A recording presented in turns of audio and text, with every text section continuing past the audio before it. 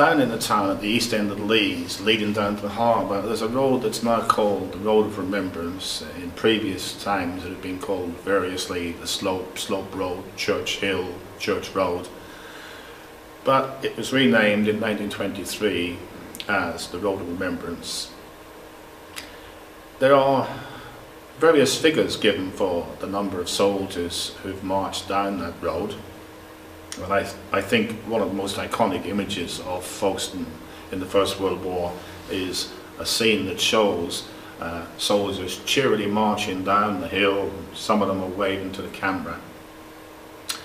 The War Department and the Imperial War Museum give their figures for the number of people soldiers who marched down there. But the Mayor of Folkestone at the end of the war, reporting to the council on various aspects of the war, how much shipping had been sent across the channel, even down to how many horses had been shipped, he gave a figure of 11.7 million.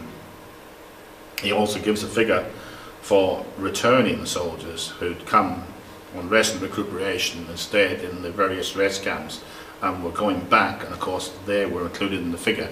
So if one strips that figure away, we come up with something in the region of just over 7.5 million, which is pretty close to the rough figure of about 8 million, I think, that the Imperial War Museum issued.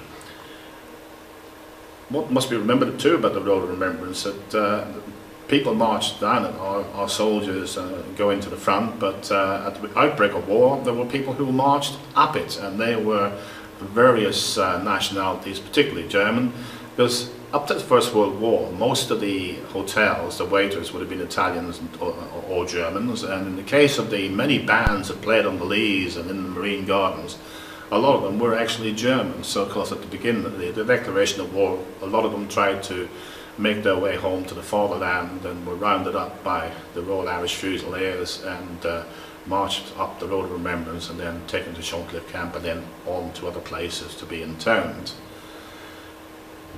The council in 1923 decided to rename the road Remembrance Road, but in event that became changed to the Road of Remembrance.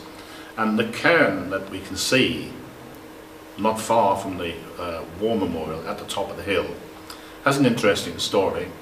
After the war they were taking up all the sets that the road had been covered in, not tarmac, and somebody had the inspiration of saying, why don't we save some of these sets and build a memorial to the people who marched down over these. So we have this second memorial, I like to think particularly to those men who marched down there, because that cairn is made up of the sets that those men marched down on, some of them never to return.